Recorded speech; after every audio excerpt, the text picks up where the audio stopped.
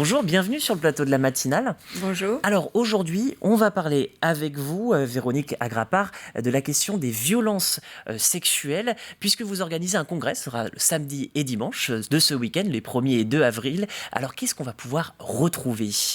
Écoutez, l'association Stop aux violences sexuelles 85, toute son équipe va être là pour accueillir à la fois les citoyens, tous citoyens, hein, ça peut être pour des parents, pour des grands-parents, ça peut être aussi pour les personnes concernées par les victimes, comme victimes de violences sexuelles, comme pour les professionnels, parce que les professionnels sont mal formés au sujet des violences sexuelles, donc on accueille aussi des médecins, des sages-femmes, des infirmières, tous les professionnels de l'enfance aussi, hein, mais aussi du monde juridique, les gendarmes, les policiers, les avocats, etc. Donc tout le monde est concerné. À savoir que donc, comme on le disait, c'est sur 2 jours, il y a des espèces de tables rondes et on le voit devant vous, il y a beaucoup de livres, il y a des dédicaces également qui sont prévues. Et ça sert que certaines personnes ont suivi déjà ces 2 jours de base de connaissance des violences sexuelles et ont écrit autour des violences sexuelles. J'en fais partie. J'ai sorti un livre il y a 2 ans sur les ravages du silence autour des violences sexuelles et ce que ça a provoqué dans ma famille. Mais vous avez aussi Jean-Yves Revaux qui est connu, qui vient quelquefois sur votre antenne aussi, qui a dédicacé mon livre. J'ai dédicacé le sien qui parle des violences sexuelles autour de l'adolescence. Alia Chartier, qui est quelqu'un qui a travaillé avec moi dans la prévention dans les collèges, les lycées, qui le fait aujourd'hui à son tour. Christelle Oduro qui a écrit aussi un livre qui s'appelle « Tais-toi, ce sera notre secret ». Le titre parle de lui-même. Et donc tous ces auteurs-là dédicaceront leurs livres pendant ce week-end. Et oui, il y en a plusieurs. Donc le vôtre, c'est Train de vie. On a aussi Lettre à un jeune garçon à propos de la vie et de la sexualité. Et puis juste une histoire de nude. Les nudes, c'est forcément un gros problème encore aujourd'hui. Oui. Ça fait partie des violences sexuelles qui concernent beaucoup les jeunes et Alia Chartier en a été victime. Donc maintenant, il vient faire de la prévention dans les collèges et les lycées pour en parler et faire de la prévention pour que les jeunes ne se fassent pas avoir par ce genre de violences sexuelles. Alors, ces violences sexuelles, vous le disiez, c'est une formation gratuite que vous allez dispenser pendant 2 jours avec ce titre qui est un petit peu... J'allais dire, c'est pas provoquant, mais c'est un peu intriguant, les bases de la connaissance en matière de violences sexuelles. Pour vous, il y a une espèce de tronc commun à savoir, en fait. C'est ça, c'est qu'il y a beaucoup de manque d'informations autour des violences sexuelles. Aujourd'hui, c'est 1 enfant sur 5 qui est concerné par les violences sexuelles. Donc ça veut dire qu'il y a 6 enfants par classe qui vont être concernés avant leurs 18 ans par un crime qui est le viol ou par une agression sexuelle. Et c'est insupportable de se dire ça. Et c'est une femme sur 4, c'est un homme sur 6. Donc en fait, toutes les familles sont concernées quasiment. Et donc les bases de la connaissance, c'est pour dire quelles sont la réalité des violences sexuelles, les définitions, les chiffres, mais aussi les conséquences aussi bien psychiques, ça on les connaît un petit peu, dépression, burn-out, mais tentative de suicide et suicide réussi malheureusement aussi, mais toutes les conséquences physiques aussi. C'est-à-dire qu'aujourd'hui on sait qu'il y a des maladies qui sont surreprésentées, comme les cancers, comme les pathologies endocriniennes, diabète, hypothyroïdie, mais aussi des maladies cardiovasculaires qui sont surreprésentées chez les victimes de violences sexuelles. Les pathologies sexuelles, évidemment, moi je suis sexologue, donc les pathologies autour de l'érection chez les hommes, les pathologies autour du vaginisme ou des douleurs pendant les rapports sexuels chez les femmes, je le rencontre tous les jours. Donc c'est pour expliquer à la population et aux professionnels de santé que il y a aussi des conséquences physiques auxquelles on ne pense pas. C'est pour ça que ça s'appelle les bases. C'est que en fait, la population n'est pas informée et les professionnels non plus. Oui, et puis on le rappelle, hein, vous venez là, vous avez votre casquette sexologue, mais aussi de présidente de l'association Stop aux violences sexuelles 85. Donc ça, c'est les rendez-vous. Je voyais aussi qu'il y avait des tables rondes, notamment celle-ci, se réparer après des violences sexuelles, parcours de soins.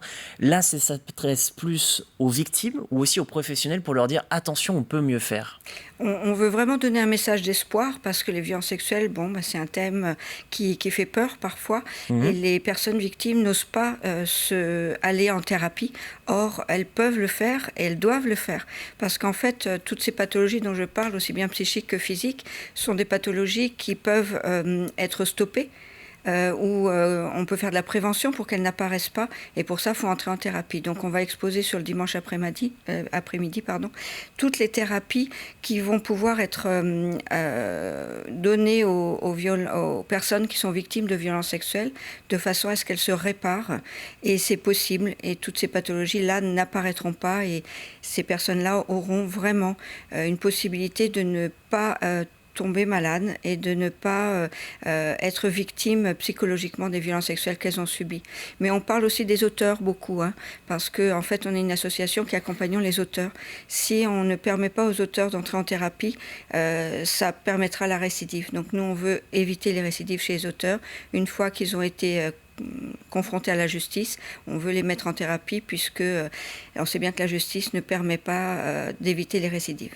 Et dans ce cas-là, donc, est-ce que les personnes qui ont pu avoir des comportements indécents ou qui ont pu commettre des crimes, vous les invitez à venir aussi pour essayer d'en parler, parce que je présume que ça doit être des discussions difficiles à avoir aussi. Oui, c'est très compliqué pour eux parce qu'ils n'osent pas en parler forcément.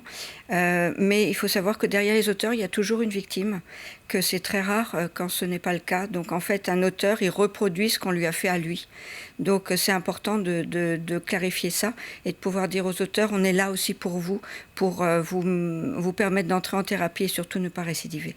Alors que ce soit d'un côté ou de l'autre, on l'entend dans vos discours, et on l'entend aussi dans les médias, on dit souvent, n'hésitez pas à en parler, mais c'est dur en fait, c'est très difficile, alors comment on fait ? De siècle en siècle, on s'est tu autour des violences sexuelles et ça a fait beaucoup de dégâts. On croyait avant que parce qu'on se tairait, il y aurait moins de dégâts. On sait que c'est tout l'inverse aujourd'hui et qu'on va au contraire reproduire d'un point de vue transgénérationnel les violences sexuelles de génération en génération. Donc aujourd'hui, il faut en parler.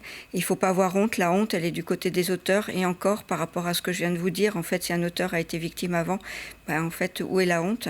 Mais en tout cas, la peur, la honte, elle ne doit pas être du côté des victimes, ça c'est sûr. Donc les victimes aujourd'hui, on doit les écouter, on doit agir pour elles. On sait que la justice aujourd'hui n'agit pas assez, il n'y a qu'1% des viols qui est instruit au niveau de la justice, donc c'est une catastrophe. Donc il faut vraiment écouter les victimes, qu'ils soient enfants, bébés, adultes, adolescents. Il faut qu'on écoute les victimes et qu'on agisse surtout aujourd'hui. On est dans la période où il faut agir, il faut les écouter et pouvoir leur permettre de parler au niveau de la justice et de les réparer avec les thérapies. Alors je vais donner quelques chiffres, parce qu'il faut savoir qu'en France, chaque année, 93 000 femmes déclarent avoir été victimes de viol ou tentatives de viol.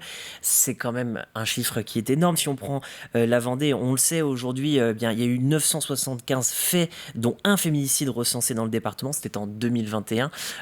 Derrière ces chiffres-là, on le sent, c'est une problématique un petit peu plus générale et vous avez commencé à l'aborder un petit peu. Il y a la question des violences sexuelles et il y a aussi la question des violences intrafamiliales. Qu'est-ce qu'il faut faire à part en parler ? Comment on peut réagir ? Comment on peut mieux faire ? Donc il ne faut pas oublier les hommes dans ces chiffres-là parce qu'on parle beaucoup des femmes et effectivement les femmes sont beaucoup plus souvent victimes que les hommes certes, mais les hommes sont victimes aussi, les enfants sont victimes. Dans les violences intrafamiliales, il y a presque autant de garçons que de filles, de petits garçons et de petites filles qui sont victimes d'inceste. C'est 10% de la population les incestes, c'est catastrophique. Donc il faut faire de la prévention en école, c'est ce que j'ai fait pendant longtemps, c'est ce que continuent à faire certaines personnes de l'association, aller dans les écoles, aller dans les collèges, dans les lycées, pour faire de la prévention, pour dire ces chiffres-là aux parents et pour les accompagner pour qu'eux fassent de la prévention dans leur famille et qu'ils apprennent à leurs enfants que leur corps, c'est leur corps et que personne n'a le droit de les toucher, ni quelqu'un de la famille, ni un bon ami de la famille, ni quelqu'un de l'extérieur. Et pas sur Internet non plus, parce que la problématique peut venir d'Internet aujourd'hui aussi. Eh bien, merci beaucoup Véronique Agrapard de m'avoir éclairé en tant que sexologue et aussi présidente de l'association Stop aux violences sexuelles 85. Un dernier mot pour rappeler cette formation gratuite de 2 jours, les bases de la connaissance en matière de violences sexuelles. C'est les samedis 1er et dimanche 2 avril au lycée Notre-Dame du Roc. Vous pouvez bien sûr vous inscrire, c'est important de le faire pour participer à ce cycle de formation de 2 jours.